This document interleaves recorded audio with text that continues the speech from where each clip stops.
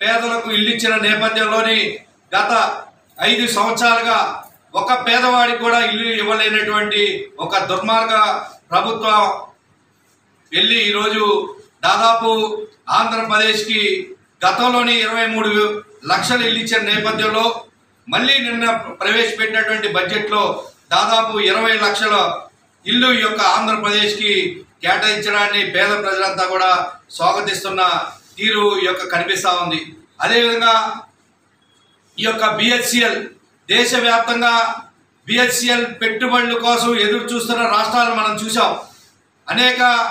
అభివృద్ధి చెందినటువంటి గుజరాత్ కావచ్చు, మహారాష్ట్ర, బొంబాయి కావచ్చు,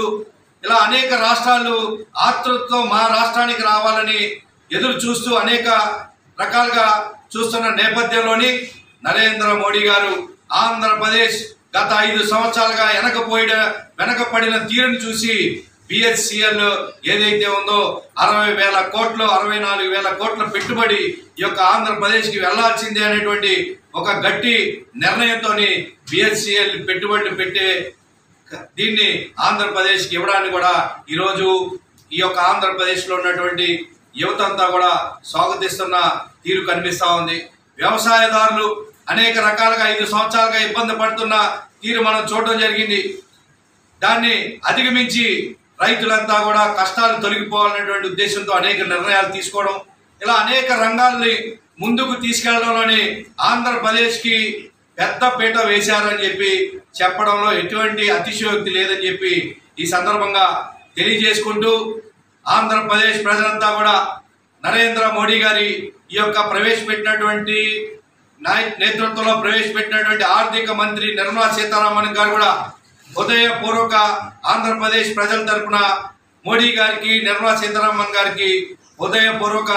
ధన్యవాదాలు తెలియజేసుకుంటా ఉన్నాం. ముఖ్యంగా ఆంధ్రప్రదేశ్ జీవనాడి పోలవరం, ఈ యొక్క పోలవరానికి పూర్తి నిధులు కేటాయిస్తామని చెప్పి చెప్పడాన్ని కూడా భారతీయ జనతా పార్టీ తరఫున, ముఖ్యంగా ఈ యొక్క ఆంధ్రప్రదేశ్ తరఫున కేంద్ర ప్రభుత్వానికి నరేంద్ర మోడీ గారికి హృదయపూర్వక ధన్యవాదాలు తెలియజేసుకుంటా ఉన్నాం. అదేవిధంగా ఆర్థికంగా వెనుకబడినటువంటి జిల్లాలు ఏదైతే ఉత్తరాంధ్ర, రాయలసీమ జిల్లాలు ఉన్నాయో ఆ జిల్లాల అభివృద్ధికి ప్రతి ఏటా కూడా 3,000 కోట్ల చొప్పున ఒక్కొక్క జిల్లాకి దాదాపు 15,000 కోట్ల నిధులు కేటాయించడానికి కూడా ఈ యొక్క ఆంధ్రప్రదేశ్ ప్రజల తరఫున నరేంద్ర మోడీ గారికి, ఆర్థిక మంత్రి నిర్మలా సీతారామన్ గారికి హృదయపూర్వక ధన్యవాదాలు తెలియజేసుకుంటా ఉన్నాం. ఇలా చెప్పుకుంటే వెళ్తే అన్ని రంగాల్ని, అన్ని వర్గాల ప్రజల అభివృద్ధి లక్ష్యంగా ఈరోజు నరేంద్ర మోడీ గారు పెట్టేటువంటి బడ్జెట్ ఏదైతే ఉందో ఈ బడ్జెట్ని పూర్తిగా స్వాగతిస్తూ రానున్న రోజుల్లో ఏ 5 సంవత్సరాల దుర్మార్గ అవినీతి అరాచక పాలన పాలదోలి రాబోయే 5 సంవత్సరాల్లో ఎన్డీఏ కూటమి పరిపాలన ద్వారా మరింత 20 సంవత్సరాల అభివృద్ధి పదంలో నడవాలని చెప్పి ప్రజలంతా కోరుకుంటున్న తీరి అదేవిధంగా మొన్న జరిగినటువంటి ఎన్నికల్లో అద్భుతమైన తీర్పు, దాదాపు 164 సీట్లు ఇచ్చినటువంటి తీర్పు ఏదైతే ఉందో దాన్ని కూడా స్వాగతిస్తూ ప్రజల నమ్మకాన్ని ఒమ్ము కానియకుండా తప్పకుండా ఆంధ్రప్రదేశ్ని దేశంలో ఉన్నటువంటి అన్ని రాష్ట్రాల కంటే